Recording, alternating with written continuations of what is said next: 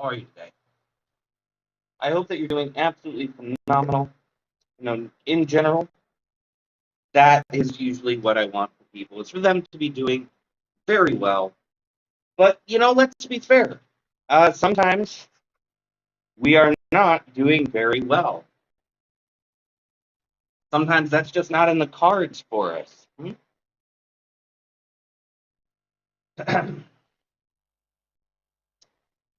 But before we get into all of that, quick visual descriptor. I have long brown hair, glasses, dark green shirt, coffee mug in hand, and a silver bracelet. Got some beautiful trees behind me. I believe they're in the shot. This wonderful fence. Kind of another overcast day. And there's nothing wrong with an overcast day. Some people consider them gloomy. I disagree. I don't think it's gloomy. I think there's some peace and some beauty and also kind of a solemnness. I don't get gloom from the shadows, and I don't get gloom from the clouds.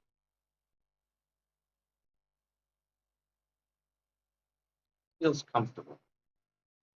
I hope you have your coffee, tea, whatever it may be, whatever gets your day going. I have my coffee here in hand. Good morning over there on LinkedIn.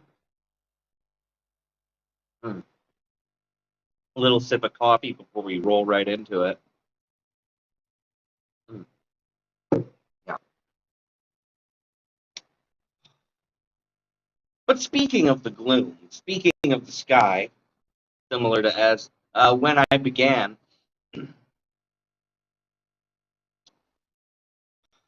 I guess a cloudy sky can be interpreted in so many ways. So many ways.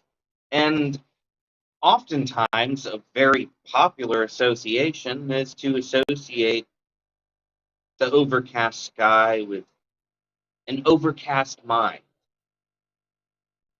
Clouds in the mind, clouds, and maybe a small storm or some thunder.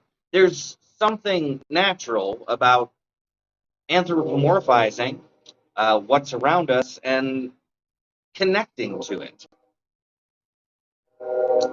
If we're not feeling great and there's no sun outside and that's not great, okay, makes sense. Coffee, definitely a good thing to have.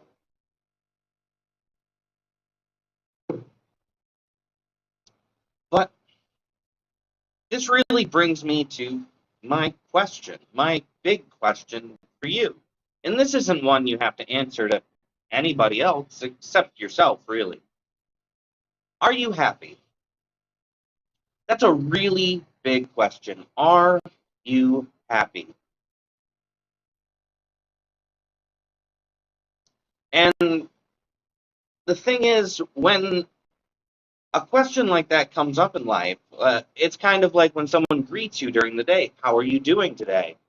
I mean, we usually give some sort of positive or dismissive response to that. Oh, how are you today? Oh, fine. It's another great day. Oh, okay. Well, hey, I'll talk to you later. Talk to you later, too. And quick, over, done. Without us actually acknowledging whether or not either person in that conversation was having a great day or how they were. Oh, see, and that's the thing. There's a lot of people who just dismiss. It just gets dismissed. And to answer that question, why not tea? Well, because coffee is my morning drink.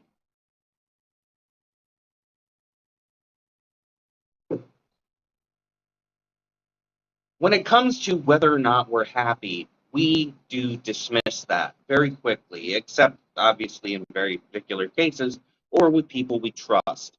But oftentimes, the very first person that we're going to dismiss whether or not we're happy to is ourselves. We could be very unhappy. We could be in a position that's not that good. It's not great. Not even a tenable or continuable state of being. And then we shove that all down and we keep going forward with or without a smile on our face until eventually something cracks. Either we crack, either our capacity to hold everything in cracks, either that which we're holding together around us cracks, something breaks down. But I kind of think that goes along with dismissing things. And I'm very sorry to hear that, but try to catch up with some of these comments.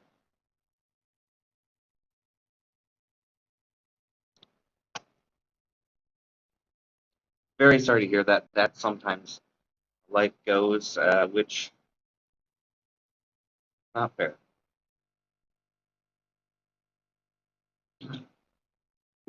But so let's circle back to a question: are you happy? And if you're not happy, and maybe you're dismissing your own happiness, what are some things that you can do potentially for yourself? Depending on where you are in life, I mean, there's a lot you can do. At the end of this question, though, at the end of not dismissing the question, I mean, if you're not happy and you're just smiling and carrying on anyway, who does that benefit? So that's point number one. If you're not happy, but you're playing the show, you're putting on the ruse to seem like you're happy, who is that benefiting? Because it's most certainly not benefiting you. It's not really benefiting anyone around you. In fact, it's just creating some illusion of where you are and what's going on and how the world is. And maybe that person right next to you that also says they're happy, maybe they're doing the exact same thing. I mean, a lot of us could be saying we're happy, we're not. Saying we're doing fine when we're not. But point number one, if you're happy, if you're not actually happy, but you say you are saying you are, that doesn't help anyone. So you're gonna have to admit it to somebody, probably yourself first, and then you need to ask yourself what is going to make you happy, what is going to bring happiness to you, and that is a bigger, far more complicated question. Again, depending on who you are, but there are things that we can do for our own joy, for our own happiness, for our own growth, for so many things.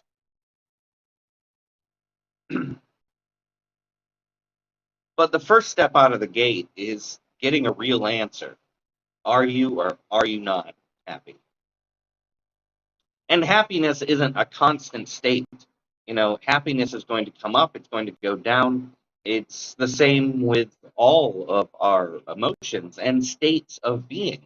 So, if on the whole you feel one way a whole lot more than other ways, that's all you need to really admit to. And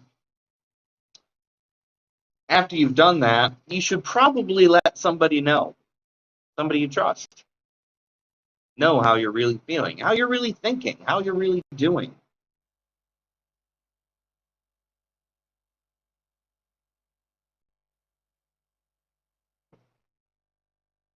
And after you've gotten to that point, now's the time to really explore what is going to bring you some happiness, what is going to make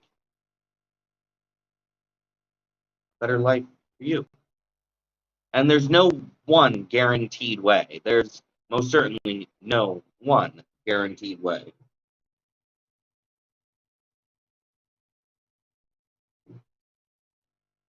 But if you go back, I have a whole bunch of other videos and live streams talking about finding your personal joy, finding things for yourself, making yourself a priority. So I highly encourage you to go back and watch some of those. There's a whole bunch, but I'm not going to go on much longer on this. So get yourself an extra cup of coffee, tea, whatever it may be, whatever makes you happy, whatever brings you joy, whatever gets your day going. And I'd just like to talk to you for a moment about one thing really quick, and that is the Art of Feeling and Abstract Art Workshop. So every third Saturday of the month, I teach a virtual art workshop, The Art of Feeling, and the next one is actually on August 20th, so it's only a couple weeks away. Well, it's less than a couple weeks away, but it'll be from 11 a.m. to 2 p.m. Eastern Time. And in the Art of Feeling, what we really do is explore expression of our inner feelings through color, through paint, through shape, through line, and in a way which is without rules or bounds. We have feelings that don't have names, feelings and sensations inside us, which we do experience, but if you want to describe it to someone, you don't have a word, you have to give sentences, full descriptions, and those feelings can be captured in a color, in a great field of paint.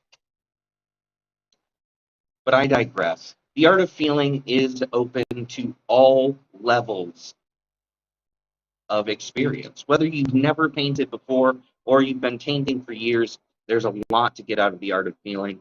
And again, that's August 20th. That's a Saturday from 11 a.m. to 2 p.m. Eastern Time. The tickets are available on Eventbrite, and there's going to be a link somewhere nearby. So please join us. We're going to have a great time. But I'm going to get out of here. I hope you have an excellent day. Be excellent. Stay well. Take care. And I'll see you all again very soon, okay? Bye, everybody.